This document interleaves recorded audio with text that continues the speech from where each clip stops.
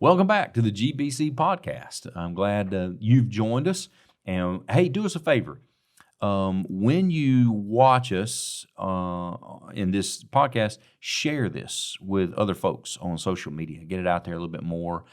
Share with some folks about what we're doing here. This is sort of a great thing that we have an opportunity to do. I get a chance to do with Pastor Josh most of the time and talk about what we're talking about on Sunday morning and walk through a passage of Scripture together.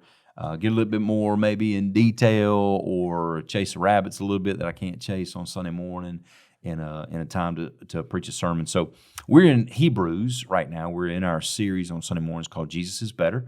And it's been a fantastic, fun series that we've been in. So we're just basically a little more than halfway through, probably halfway through the series. We're way more than halfway through the book, but as it going to slow down. We're going to slow down a little bit, and we have to because we get to those later chapters, and he starts mentioning tons of names, and we'll take our time and walk back through some of those. So it's going to be a lot of fun, but it's been a fun series. So we've come to Hebrews chapter 9 now, which we've been able to look at maybe in a sermon, but not really had a lot of time to go in detail or sort of fishing around for some of these things. In the description of Hebrews chapter 9, the first about 5 verses, he gives us a description of the tabernacle. Now, okay, a couple things before you really get into the discussion of the tabernacle and the stuff that was in the tabernacle and all that kind of stuff. Number one is that the writer of Hebrews is a Jew. He's writing stuff. That's right. He's writing to Jews. And so a lot of places where we wish he would stop and explain, he didn't need to. Because his audience knew what he was talking about. That's right. Why explain something they already know, right? So a lot of what he says probably goes without saying. And so we have to just be aware of that. And this is not the only place. We look at a lot of passages of Scripture and go, man, I wish he would have explained what he meant by that. Well, probably it went without saying. Yeah, and papyrus was not cheap. That's and right. Didn't want to fill up a scroll with just background stuff that, hey, they already know this. They already know all that stuff, right? So, matter of fact, he actually says that at the end of this, like in verse number 6, he says, it's not possible to speak about all these things in detail right now. It's like, man, I wish we would have, but he didn't need to. They already understood it because they were predominantly Jewish readers, right? So we're Gentiles on the other side, looking back, thinking, man, I wish we understood more. Well, we're given a lot of this information in the Old Testament, which is how they would have already known about it. We have to go back and do our homework a little bit and study a little bit, dig and all that kind of stuff, which is a lot of fun. But we oftentimes find that there's some difficulty with doing some of that because we don't get all of our questions answered. So anyway, let's look through a little bit of the description of the tabernacle, which is a lot of fun. And by the way, and I need to say this too, good Bible students will remember this, but where God started all this, he's talking about in Hebrews chapter 9, a tabernacle. But we should remember that a tabernacle was basically a portable temple. That's really what it was. Because when it came into existence was their time in the wilderness. They needed to pick up, move, camp somewhere else, set the tabernacle back up. Okay, so it's a tent, and it was meant to be folded up, rolled up, and carried, and then set back up somewhere else. So that's what it basically is. So when you get further into the Old Testament, and we finally have Solomon building the first real bona fide temple, it's the same thing. It's just a less movable. Yeah, you can't move it. It's a giant version of the tabernacle that doesn't go anywhere. It's stone and gold and all that kind of stuff. So for some people may not quite get that, might not understand that, but that's what a tabernacle was. Basically, same pattern. Yeah, same thing. Just one is to be portable and the other was to be permanent. So anyway, he says in Hebrews chapter 9, verse 1, now the first covenant also had regulations for ministry and an earthly sanctuary. Now, the reason why he says something about an earthly sanctuary here is because he previously, in chapter 8, talked about a heavenly sanctuary or a heavenly tabernacle. So, and this one is just modeled after that. That's right. That's why he says in chapter 8, which we talked about a couple of weeks ago on Sunday morning, that the stuff on earth and the earthly tabernacle was actually a shadow or copy of the heavenly. So he's talked about the heavenly tabernacle, sanctuary. And now he's going to begin in chapter 9, verse 1, talk about the earthly one, sort of how it was set up. But remember, how it's set up is set up to be a shadow of what's in the heavens. Okay? So there's a lot to that, but he's talking about here the way to approach the presence of God seen in the earthly tabernacle is a shadow of how we approach the presence of God in the heavenly tabernacle. So anyway, so that's sort of what he's doing here. So verse number 2, for a tabernacle was set up, and in the first room, which is called the holy place, were the lampstand, the table, and the presentation loaves. Behind the second curtain was a tent called the most holy place. It had the gold altar of incense and the Ark of the Covenant, covered with gold on all sides, in which was a gold jar containing the manna, Aaron's staff that budded, and the tablets of the covenant. The cherubim of glory were above the ark, overshadowing the mercy seat. It is not possible to speak about all these things in detail right now. And again, he didn't have to. They already understood what all this stuff meant because they knew their Old Testament. Okay? Now, if we don't know our Old Testament, we have to start thinking, okay, what is all this stuff? What is this stuff for? All right? So, in 2 minutes, give us a basic description of what some of this stuff is. All right? So you have the outer court, and you're moving into a holier place, and in that holy place you have the three elements it lists off here, the altar of incense, the table with the bread on it, and the lampstand. Well, the lampstand, pragmatically, gave light, but when you look in the Old Testament, it gives more detail. It had seven branches to it, and you can go into all kinds of symbolism with that, but you had the lamp to give light, and we're going to talk a little bit more about how Jesus pulls into this picture, but also the altar of incense. That twice a day they had to go in and make sure that incense kept going as a presence before the Lord. The generation after generation, the prayers of the saints going up is kind of how we think about it even now. And then the table of showbread with kind of a symbol of the manna. Now again, we see the manna was kept in the Ark of the Covenant as well, but is a picture of God's sustaining His giving and providing for the people. And it's all there showing who God is to His people. Yeah. They had to carry this stuff around with them. Yeah. I mean, it was all furniture, really. It was small enough that they, again, had to be put a pole through portable. it, and 2 or 3 people, 6 people. That's right. Pick it up and walk Pick around. it up and walk through the wilderness. And then when, in the Old Testament, we go back and look, when the pillar of fire, the cloud that God was sort of leading them through the wilderness, when it stopped, sort of descended, they Set thought, up tent. this is where we stop. And so they would roll the tent back out, put all the poles back up, and then move the furniture into the tabernacle, sort of the same thing. So they would do this as they went through the wilderness. What boggles my mind is to think, if you go back and you look at the dimensions of it, this was really not all that huge. And when you think about the number of people who were surrounding it and how that's just this tent with these special things and the picture of God's presence amongst the people, you would think it would be this huge, imposing thing. But no, it's simple. It's there. Little small thing right in the center of where everybody camped. They've had laid out. They know which tribe was where. That's right. You had 12 tribes, and so you have 3 tribes basically on each side of all 4 sides of the tabernacle. And the tabernacle was sort of as a courtyard, and a couple of tents sat right up in the middle, and that was basically it. But that was their constant reminder that God was always going to be with His people. He had told them, I will be with you. And He led them through the wilderness. He camped with them. He stayed with them. And they continued to make sacrifices, had an altar, had everything there. But they would continue to do and worship and all that. But God always, it's just like you said, it's a constant reminder of God's presence with His people. And that was what the tabernacle was for, is that they would constantly have a relationship with Him and be able to see with their eyes that God is here with us. That sure helps us, doesn't it? That's right. Man, I'm telling you. And although they, as a group, couldn't go into the Holy of Holies, which is the part listed in, I think, verse number 4 and 5, they all couldn't go in there. They all could see the smoke rising up above their tents, above where they camped, the smoke going up with the sacrifices. They could see that. And it was evidence to them that God is with us. And He's provided this way for us to be able to have a relationship with Him through sacrifice. He is our God, and we are His people. That's exactly right. So, man, a great picture of God being with His people and tabernacling with them. Now, the writer of Hebrews is going into great detail to talk about how all this stuff, which, again, would have been elementary to them, all of the stuff represented in some way how God has tabernacled with us. He's come to be with us.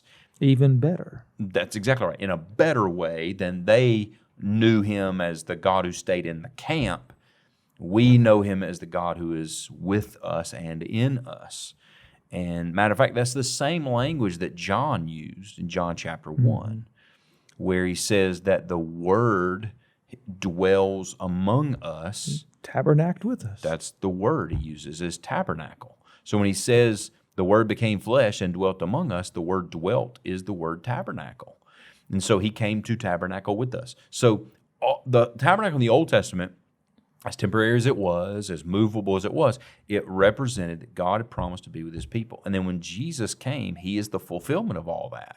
The fulfillment of all they had been doing for all the ages, moving that thing around, sacrifices and everything else, was always representing or was always a shadow or a copy of the fact that Jesus was going to come and permanently tabernacle with us, be in us and with us.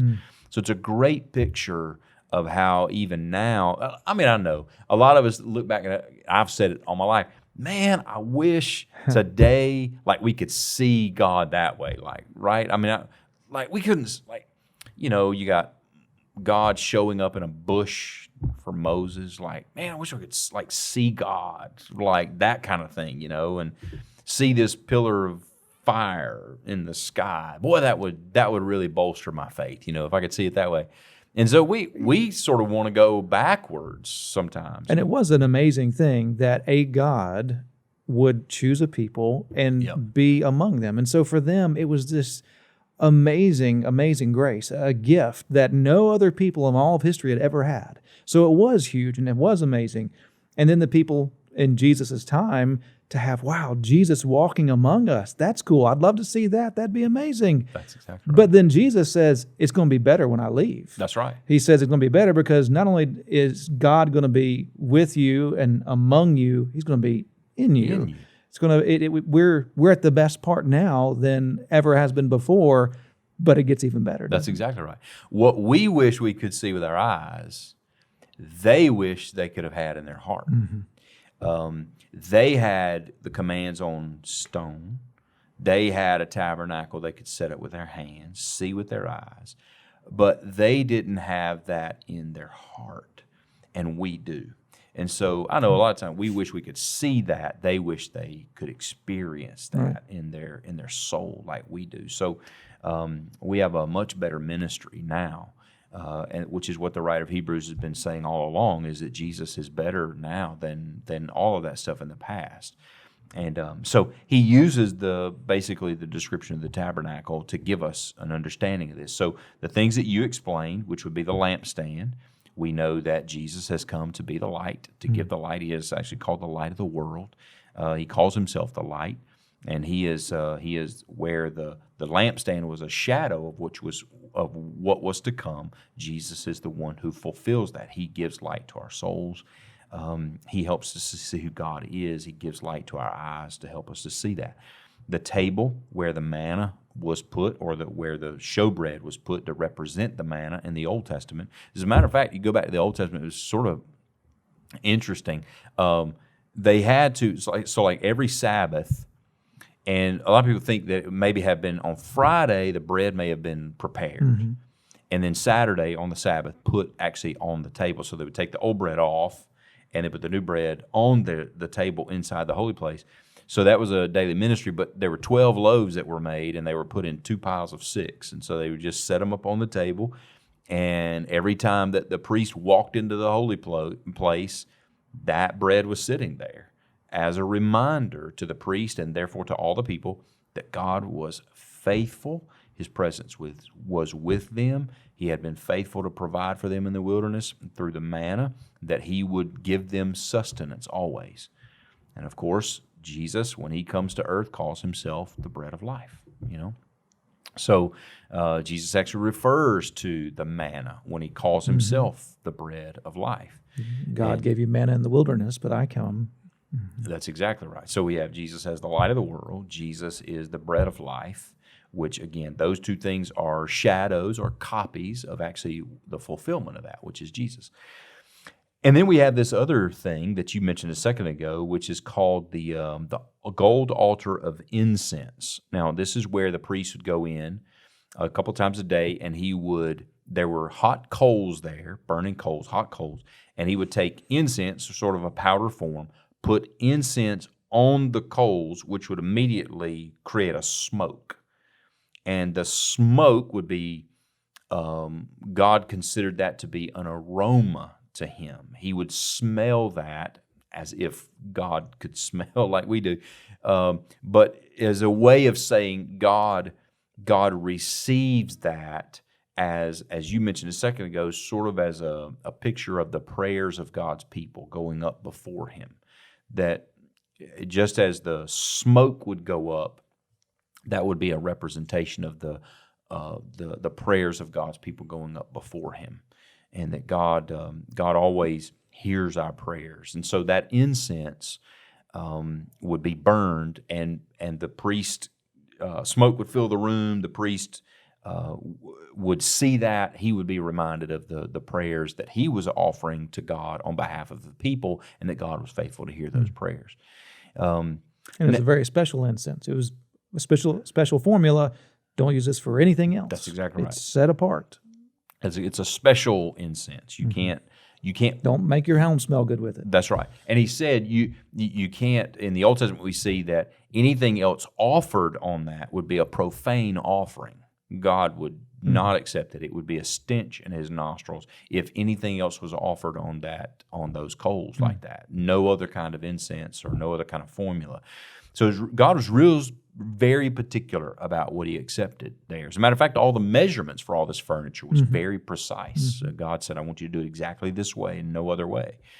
And even that's a picture of His holiness and His perfection. And Absolutely even though is. there may not have been any real rhyme or reason what made that dimension so perfect, but it needs to be this because I'm perfect, and this is what perfect is for this. That's exactly right. What I think is really cool about that altar of incense, so they would bring in the incense and put it on there, but the question has to be asked, where'd the coals come from? Like they were supposed to be hot coals, but like where'd the coals come from? Which is really cool because one of the things not mentioned in Hebrews 9, at least here, is the altar of sacrifice. The altar of sacrifice was actually outside. So they didn't offer sacrifices on this incense table. They offered it outside in the courtyard. That's where they would sacrifice the animals, put the animals on top, burn parts of the animals, all that. But they would have wood feeding that fire, the sacrificial fire. They would take coals from that altar, bring it in, and those are the coals that would be on the incense altar, which really ties the prayers of God's people to the sacrifice of the animal.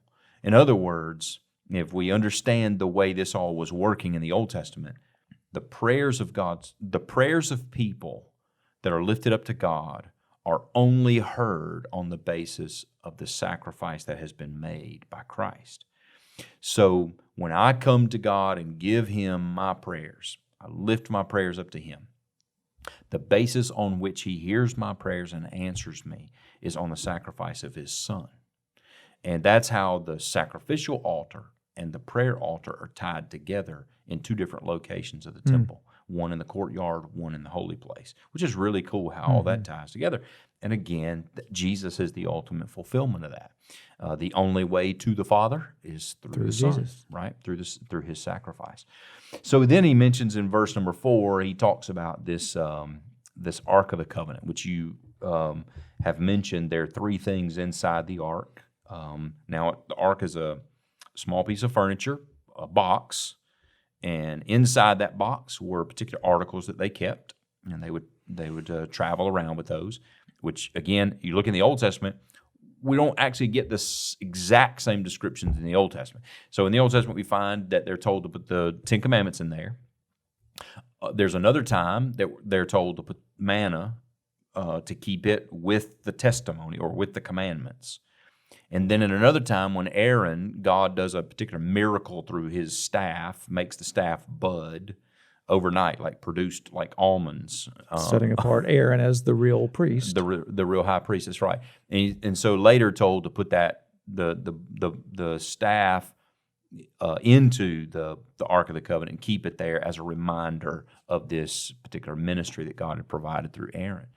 So all three of those things are told at some points in the Old Testament to be put in there. But in Hebrews 9, we get a description of all three of those things put in there and held together. Like an inventory checklist. That's exactly right. Which again, there's no explanation for when and where all that happened. We just sort of have a list of it. So all three of those things are mentioned. The manna, which would have been a constant reminder that God would provide for his people, as he had, the budded rod, which we talked about, and then the Ten Commandments are put in there to be a constant reminder of God's law. Now, what's interesting is that on that top of that box, though, where that stuff inside of it sat what they called a mercy seat. And the mercy seat, in verse number 5, we have surrounded by, or on either ends of the mercy seat, which would have been basically the lid for this box. On either side of that, we had the cherubim. Now, as a way of understanding this, every time you see a Hebrew or a word, which would have been a Hebrew word like verse number 5, the cherubim, a Hebrew word that ends in im, that makes it plural. So when you see cherubim, that means they're more than one. A cherub would be singular, but a cherubim would be plural. So we had at least two, and we find out in the book of Exodus, it was two cherubs, one on either side of the mercy seat, that are sort of raising up over this mercy seat. Now, and they don't really think about cherubs in the way that they're portrayed typically in our culture. That's exactly right. Cherubs are particularly portrayed now as like a baby, little baby, little chubby cheeks, and halo and wings kind of thing. That is not a biblical cherub. Okay. You wouldn't say, do not fear, whenever godly angels would show up, and chances are these were pretty fierce-looking creatures. That's right. A chubby baby would not sort of really give you the strength to go on, right? So we see these cherubim as warrior figures in the Old Testament, so angelic, strong figures. So they're overshadowing with their wings this mercy seat, looking sort of down on this lid, right? The mercy seat, actually, when the high priest would go in once a year with a sacrifice, or blood of a sacrifice, he would sprinkle blood on the mercy seat. And this is a great way I've heard explain this, as to how, like what this means, right? So somebody explained it this way, as if you have the way we're described this in the Old Testament is that the glory cloud of God would hover above the mercy seat. When the high priest would go in, we assume that's what he saw, was a box with a lid, cherub overshadowing this cloud that hovered or sat right above the mercy seat. That's what he saw of the manifested presence of God. And it's as if God, looking down into the box, could see the law. That would be what God's judgment of man is based upon. Rightly so. Is the law. He gave it in the Ten Commandments. As if God is looking down into the box to see his law. But when the high priest would walk in and sprinkle blood on the mercy seat, it's as if now God sees the law through the blood of the sacrifice. That's right. And so, as if the law is what breaks man, and it does, the law condemns us to hell, but it is the blood that is interposed, is the intercession of Jesus' blood for us. in that the law now no longer breaks us. It is the blood that redeems us. So it's a great picture of what the Old Testament priest was seeing. Now we see accomplished or fulfilled in Jesus. Because you had to do it every year. Every keep year. going back. Same thing, over and over again. But Jesus took it care of once and for all. Once and for all. It's just an incredible picture. All these things that they practiced in the Old Testament actually are shadows of things that we know now. All of that was about Jesus. It's really, really cool. Some neat pictures that we find in the Old Testament. Man, what a fun book. Hebrews is a lot of fun. We come up with all kinds of pictures that if we dive in just a little bit deeper, we find out about. It's really cool. So anyway, we'll dive in a little bit further in our series called Jesus is Better. We're getting into more stuff about the new covenant and the sacrifice and that kind of stuff, which will be a lot of fun. So anyway, we'll go further next time. So we'll see you next time on the GBC Podcast.